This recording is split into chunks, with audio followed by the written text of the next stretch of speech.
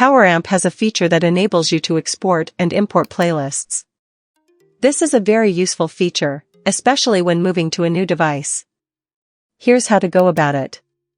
To begin, open Poweramp and navigate to Settings. Once there, scroll down to Library. Within the Library settings, scroll to Playlist. In the playlist settings, you will find the options to import and export your playlists. To export your playlists, tap on Export Poweramp Playlist. Check the box that says Also export file-based. This is to ensure that all associated audio files are included in the export. Now tap on Target Folder to choose the location where the playlist will be exported. Once you have chosen your location, come back and tap on Export. There you have it.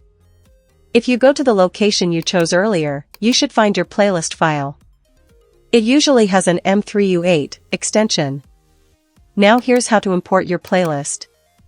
To import your playlist, make sure your playlist file is found in one of your music folders. Otherwise, Poweramp won't be able to find it. Once that is done, simply go to the playlist settings once more, and this time choose Import System Library Playlist. And tap on Import. And there you have it. I hope this video helped you. Let me know in the comments if you faced any difficulties. See you in the next video.